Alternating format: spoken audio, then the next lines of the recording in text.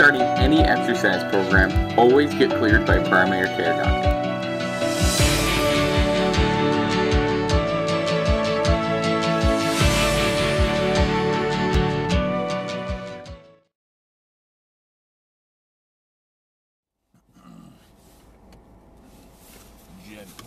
Here with the Exercise Physiology Show. It's a little dark out because daylight savings times kind of kicked my butt on that, but we're gonna do it anyway. We are gonna hit the show anyway, and it is snowing out, so let's give this a go. It is dark, it's snowing, but here we go, here we are. Didn't snow too bad. Right there, how about that? That'll work. Put a bit of light, just to make sure you know I'm real, right? Exercise Physiology Show, where I talk about the exercise, the physiology of the mind, the physiology of the body, and the physiology of the spirit. Today, saw an interesting topic coming through.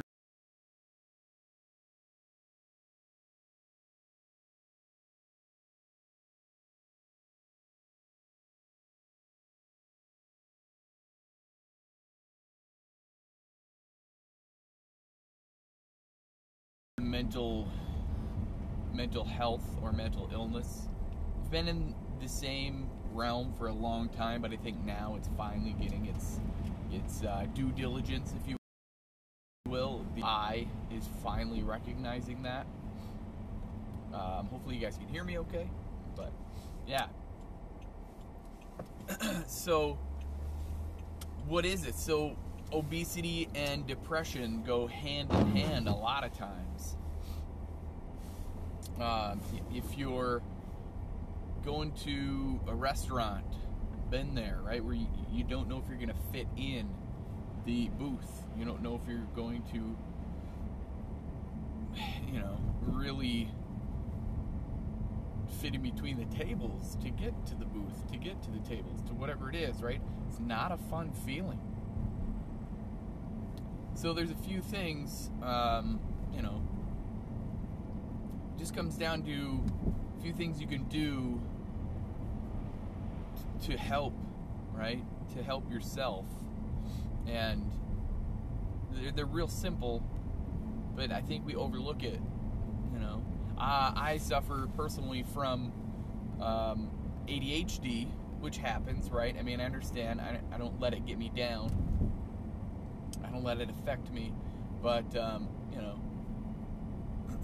it comes down to this: like you have to go to your physician, and physicians, first thing is physicians don't.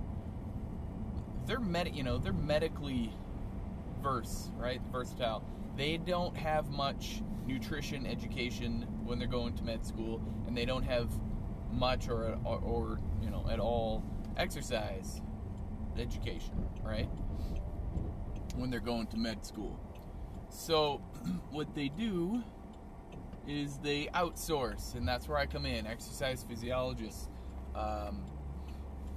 physical therapists, occupational therapists, all that fun stuff. So they outsource, but you still have to let them know, hey, I would like to see a professional for this. And go in with a plan, right? You need to go in with a plan. Doctors, nowadays, you only have about 15 minutes to meet with them. So and if you don't ask the right questions, they don't know. And what are the right questions, right? The right questions have to be about you, not about what medication they can put you on. And I'm not saying you don't need medications. I personally take Adderall every day to balance out my brain chemicals in my brain, right? I mean, those chemicals need a good balance. But so when you go to the doctor, have your plan. What is your outcome?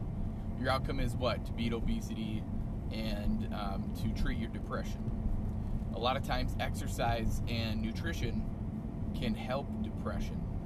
There are neurotransmitters in your stomach that are in your stomach, like in your gut, that help your brain produce the right chemicals.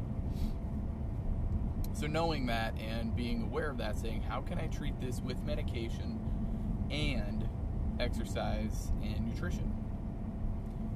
The second thing you can do is get psychological help. Okay, so having a therapist, having a psychologist, having somebody who knows about medications and natural ways to help balance those brain chemicals. You're gonna have to go to therapy. It is okay. I go to a nurse practitioner twice a year to make sure that I'm okay with my medication. I see a therapist, it's okay. We're good, right? I mean, therapy is not a bad thing. It's not a stigma to get hooked onto, to say, oh, you're crazy, you're psycho, you go to therapy. No, I take care of me. And that leads into the next point, is put yourself first, which I think a lot of people get backwards, right? You got to take care of everybody else first. No, you don't. You have to take care of you first. That's the point. Give that a shot. Take care of you first today, right?